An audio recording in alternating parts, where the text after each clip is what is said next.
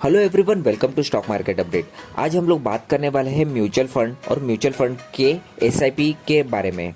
आप सभी को पता है कि म्यूचुअल फंड का जो रेगुलेशन है ये सेबी द्वारा प्रोसेस किया जाता है। तो सेबी के थ्रू एक बहुत बड़ी अपडेट जो है ये रिलीज़ किए हुए है, जो आपके म्यूचुअल फंड के एसआईपी को अफेक्ट कर सकती है अगर उसके कुछ रिक्वायरमेंट आपने अगर कंप्लीट किए ना हो तो as a mutual fund investor आपका जानना ये बहुत ज़रूरी है कि सेबी ने जो सर्कुलर निकाला हुआ है उसमें एग्जैक्टली सेबी ने क्या मेंशन किया हुआ है। तो इस सर्कुलर के मुताबिक इन फ्यूचर में आप कोई भी म्यूचुअल फंड में लमसम या एसआईपी में जहाँ पे भी इन्वेस्ट करते हो तो आपका अमाउंट जो है ये सीधे आपके बैंक अकाउंट से म्यूचुअल फंड एएमसी के बैंक अकाउंट में सीधे सीधे ट्रांसफर होगा, ना कि उनके कोई पूल अकाउंट में। इस रूल के आने के पहले अगर मान लो आप किसी ऐप के थ्रू या कहीं से भी आप अगर म्यूचुअल फंड में इन्वेस्ट करते हो, मान लो अगर आप ग्रो ऐप के थ्रू अगर इन्वेस्ट करते थे तो पहले जो भी अमाउंट आप इन्वेस्ट करते हो वो ग्रो ऐप के अकाउंट में जाता था और फिर वो पर्टिकुलर म्यूचुअल फंड के बैंक अकाउंट में जाता था। फॉर एग्जांपल अगर आपने एक्सिस ब्लू चिप कंपनी का म्यूचुअल फंड अगर बाय किया हुआ है तो पहले जो भी अमाउंट है वो ग्रो ऐप के अकाउंट में जाता था, देन एक्सिस म्यूचुअल फंड के बैंक अकाउंट में जाता था। तो इसमें जो है ये डायरेक्टली ट्रांजेक्शन ना तो हुए वाया ट्रांजेक्शन होता था।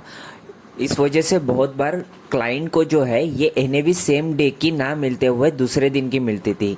इसका एक असर ये भी देखने को मिला कि जब भी क्लाइंट या कोई भी कस्टमर अगर म्यूचुअल फंड रिडीम करता था तो उसको सेम डे पे अमाउंट ना मिलते हुए 3 या 4 दिन के बाद मिलती थी। बट इस रूल के वजह से ये जो है ट्रांजैक्शन फास्ट होने लगेगी। तो इसके बाद अगर मान लो आप अगर चाहते हैं कि आपकी म्यूचुअल फंड की एसआईपी रेगुलर बेस पे चालू रहे तो कुछ चीज़ों का आपको ध्यान रखना पड़ेगा। आपको ध्यान रखना है कि आपकी एसआईपी रेगुलर बेसिस पे जा रही है या नहीं।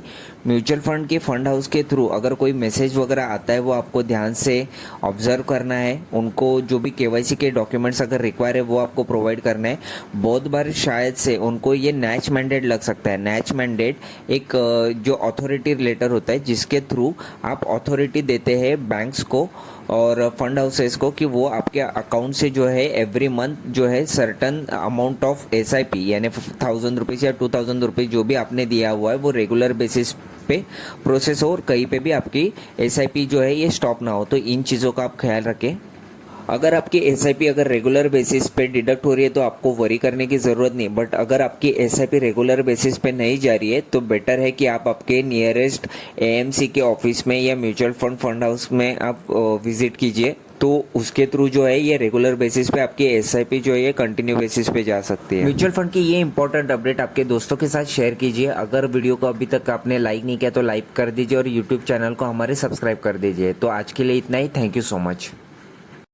स्टॉक मार्केट अपडेट हमारे यूट्यूब चैनल को सब्सक्राइब कीजिए और बेल आइकन को क्लिक कीजिए जिससे हमारे आने वाले वीडियो की डिटेल्स आपको मिलती रहे।